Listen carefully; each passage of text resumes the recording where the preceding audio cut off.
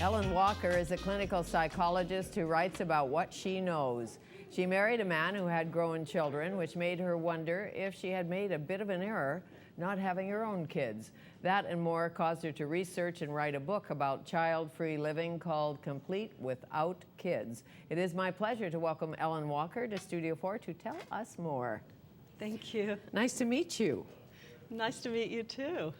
Did you make a conscious decision not to have children, or did you just not have children? I was so busy just living my life, being a psychologist, traveling, having lots of friends, volunteer work.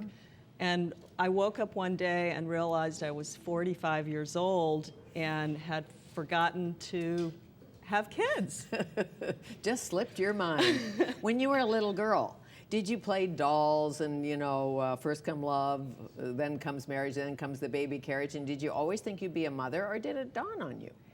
I didn't play mommy. I was always in the Susie Bake kitchen baking brownies. Okay, and I was always with horses and a bit of a tomboy, and I didn't think about having babies either, I have to say.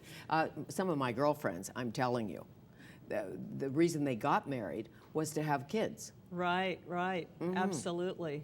Yes, Yeah. and I've heard a lot of people talking about having this aching in their womb to have a child, going into a coffee shop and seeing a mom with a baby and feeling their mouth water because they had this strong yearning. Sure, I have 2 children, and I'm so happy I do, but I have to say, when I left university, I came home and made an announcement in our living room at our house, and I said to my parents, I'm never having children, I'm having a career, I'm going to New York. I thought my mother was going to lose it.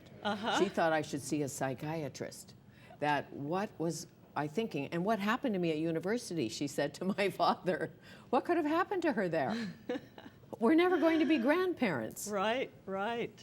There is some pressure from the parents often. A lot of pressure. I was just telling my husband this morning, one of my clients took a copy of my book home, and she came back 2 weeks later and she said, Ellen, I'm really upset. My 18-year-old son saw your book, took it to his bedroom, and I haven't seen it. And she said, I'm afraid he's going to get ideas from reading your book. And sometimes people aren't very honest about it. I mean, I've said to my girls, I'm sure they love to hear this, but I say, I can't imagine life without you. I can't. But I also know if I hadn't had you, I would probably have had a great life. And I don't know, because now I've got you. Right. So figure it out. Right. Was there a thread? I know you did a lot of research and interviewed lots of couples. Was there a thread that ran through the couples who chose to remain child-free rather than childless, child-free? The thread was that their marriages were not only intact, but they probably had higher levels of marital satisfaction than their friends who did have children. And they didn't have regrets. They had rich, full lives, busy. More money. About 8 hours additional time each day to do what they wanted to do. And did they feel left out at all? Especially when you get together with a bunch of moms and you're not a mom, or, Absolutely. you have couple friends and all your couple friends have babies and you don't? Right. Well, it does create a bit of a dilemma because you're often the only person in your social network that doesn't have children. So sometimes you have to find new friends. I understand, because if you're not into kids and your friends keep bringing the baby over. Right. Yes. You know how that is. It changes the dinner party. Right. Hugh Grant said something, and you use a lot of quotes in the book, but he said something like, I don't like ugly and I don't like mess and all of that. Never going to have kids running around. Right, and yet if you read interviews of Hugh Grant, he still is having people pressuring him to have kids, and people saying, well, you know you want kids. You'd be a great dad. And maybe he would. Well, he probably would if he wanted to have kids. But as the planet groans because of so many humans, I think it's a good choice. But to have kids is a good choice. They're both good choices. Right. One of the, I just have a new blog on Psychology Today, and I wrote about question to ask yourself if you're thinking about becoming a mother or if you're thinking about not becoming a mother. So just some practical, common sense questions like, do I like children? Is my life stable enough to provide a home? How do you do some real life research on children Sure. before you make that biggest decision of your life? Well, and as you know, it's okay not to have children. But I'm sure if you go to a medical doctor and you're young and you say, I'd like a tubal ligation or I'd like a vasectomy, and I know I'm only 25, but I am convinced I don't want kids, most doctors would, I think, most doctors would say, you don't know yet. Right. And I don't want to take that away from you. Right. Refusing. And even for men asking for vasectomies, it's very difficult for a young man to get a vasectomy from a physician. Well, and as you know, as a psychologist, we do change our minds. It's true. Oh, absolutely. Yes, we do. And because there are things like reverse vasectomies, certainly when your old husband marries a younger woman, sometimes more babies come. Right, yes. Did you get to the bottom of what it's about, how important it is to some people to have their own child, their biological child? Not any child, not an adopted child, Right. but their own child. And it's a romantic notion, too. It is, and I have to admit that's the one thing that tugs at my heartstrings. I'm pretty settled with my decision to not be a mom, but every once in a while I'll be, let's say I'm at Target, walking through the little girl's clothing aisle, and I'll see this ruffled pink dress, and I can just see a photo of myself as a little girl and imagine if I had my own little girl dressing in that dress. Right. Yeah.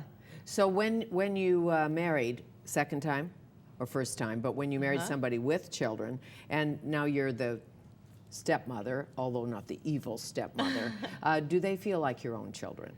No, they No. don't. They don't. And the other thing that I think second wives of husbands that have children from another woman, we also feel like the less than wife because we didn't give that man a baby. That's interesting. It's almost, I don't know if that's an innate primal emotional feeling, but we have to do a lot of self-talk. Yes. To argue with ourselves. And there is always a connection to the biological father, no matter, even if you don't like him all that much. Right. Don't you think? Because he's the Absolutely. father of your children. Yes. And as it goes down the road and their grandchildren come and all of that. So as the genes pop right along. Grandchildren is another area that, most of my friends now, their children are growing up and going away. But then they start talking about the grandchildren. So as a woman without kids, I'm often in a group of other women kind of looking at my watch going, I understand, showing pictures, all of that. Yes. Women who delay having children because of career, and they go out with their girlfriends kind of on the Sex and the City night. Right. And everybody's talking babies and PTA. That's right. Right. Which is okay, totally fine. Yeah. But when you're child-free, by choice, what if you're child-free not by choice? You just simply can't get pregnant. What differences ran through those couples you talked to? So much sadness. And there's so much pressure in our society to have babies. We hear constant messages that being a parent, for a mom anyway, is the most important role of a woman's life, the most fulfilling role of a woman's life. So if you're not a mother, then what have you missed out on? And if you yearned to be a mother, there's a huge grief around that loss. I think if you are a parent, it is the most important thing you do. I agree. But if you're not a mother, you can also do important things. Or if you're not a father, I know a lot of men today who are choosing not to have kids. Right. Men don't have as much pressure. They don't. True. I've been very happy recently that some celebrities are coming out talking about being so content with their child-free status. This week, Helen Mirren talked about being content without kids. And Cameron Diaz suggests that she may not have any, so the celebrities are... It's just that there's kind of a stigma around it, and it's not spoken of often. Right. But Oprah they say recently did, too. Did she? She talked about the things that, had she had children, she would have been one of those moms that the kids were constantly saying, "Mom, why aren't you here? Mommy, you're not, I want you to stay home." She would have felt a lot of guilt. I understand But that. she would not have been able to do as much as she's done. She has an orphanage in Africa. Her television program she spends many, many hours on has touched millions of people's lives. And you know, my friends who are child-free have other people's kids who adore them. Almost more than they adore their parents. You know, so you have kids that you didn't hatch. Right. But they adore you. You can be like Auntie Mame. Right. Right? And you Yes. don't have to say no, and you can indulge them. It's like being the great godmother. That's right. That's right. What do you want people to take home from Complete Without Kids? The messages in here. Well, there are a couple of big messages. One of them is that if you are a young person and you're looking at, you know, the next 15, 20 years of your life, your childbearing years, that you really need to view this as the most important decision you'll ever make, and to really think about all facets of it. Take it seriously. Don't just let it happen. Absolutely. That's a huge one. And if you choose to not have children, to embrace that choice, to fill your life with things that are going to make you realize that you've got a rich and full life. Sure. And I think there's an aspect of it's okay not to. It doesn't mean you're evil. If you prefer horses or cats or dogs to two-legged people, that's okay. Right. It really is. Right. It's okay. Some people just don't tell the truth about parenthood, too. Not a lot do. But you have an example in the book, a grandmother who said every minute of raising her kids she loved. And the truth was she had her babies, she had postpartum depression, had to go through all of that. She was bipolar, like her whole life changed because of children, but she forgot. Right. There have been some studies on happiness and life satisfaction, and they had mothers rate different activities. And moms rated going grocery shopping and doing housework as more satisfying as spending time with their children. Right. Now, when you married Chris, your husband, who's also a psychologist, and he had 2 children, did he want to have children? Did you have to have that discussion?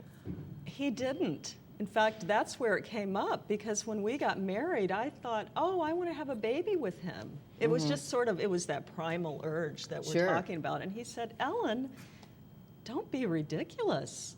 You know, I have kids. Thank you very much. Done that. Exactly. No, but it's very, and I'm sure being a psychologist and all, he probably would have if you'd really wanted to or not. Sure. Did you, the point is negotiate it before you make the commitment. Right. And so that's what started me on this journey. I began to do a lot of journaling myself, and then I thought, well, if I have so much ambivalence and angst about it, I bet other people do as well. For sure. And it's something we don't really talk about. But sure enough, when I asked people that I ran across who didn't have kids about their experiences, they just began to go on and on and on. Yes. Is there a child-free support network? I know you can call it childless, but if you choose to be child-free, is there a support network of sorts? They are popping up all over the country. They have these meetup groups that are popping up. Right. There's an international group called No Kidding, which actually started here in Vancouver. I remember that. It's a child-free social group. So I think it's growing. At this moment, about 20% of women in the U.S. and Canada who have reached 44, which is the age of not having kids, are child-free. Right. And it's growing. Okay, but those biological clocks do tick, as They you know. do. Thank you. Thank you. Nice to meet you. Ellen Walker, Complete Without Kids, an insider's guide to child-free living by choice or by chance.